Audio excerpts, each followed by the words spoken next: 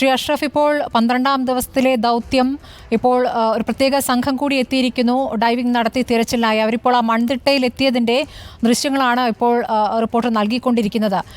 ഈ 12ാം ദിവസത്തിലേക്ക് കാര്യങ്ങൾ എത്തുമ്പോൾ എന്താണ് അങ്ങേക്ക് പറയാനുള്ളത്?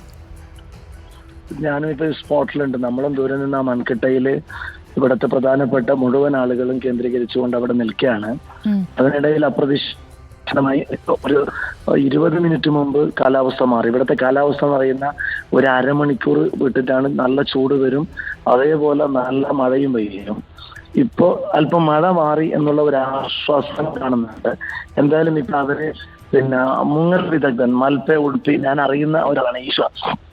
നമ്മുടെ കേരളത്തിലെ കോഴിക്കോട് കേരള കലാശ പോലെയുള്ള അവർ നല്ല മികച്ച എട്ടംഗ സംഘം അവരവിടെ എത്തി കയറുകൊണ്ട് കെട്ടി മുങ്ങാൻ തുടങ്ങിയിട്ടുണ്ട്.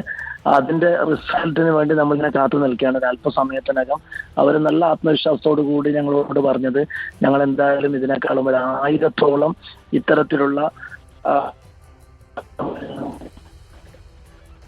ശ്രീ അഷ്റഫ് കേൾക്കാമോ?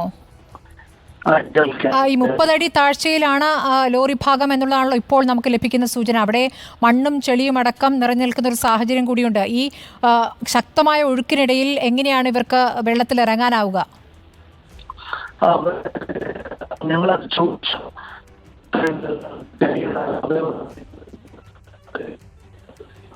സാങ്കേതിക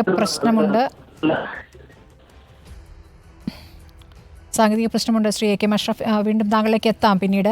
ഏതായാലും ദൗത്യസംഘം ഗംഗാവലിയിലെ മൺതിട്ടയിൽ എത്തിയതിൻ്റെ ദൃശ്യങ്ങളാണ് ഇപ്പോൾ പ്രേക്ഷകർ കാണുന്നത്. ഈ 3 അംഗ സംഘമടക്കം നാവികസേനയ്ക്കൊപ്പമുണ്ട്. അവിടെ പരിശോധന നടത്തുകയാണ്. പരിശോധന അപ്പോൾ പൂർത്തിയായിരിക്കുന്നത്. അതിനുശേഷം വെള്ളത്തിലിറങ്ങാനുള്ള തയ്യാറെടുപ്പിലാണ് സംഘമുള്ളത്.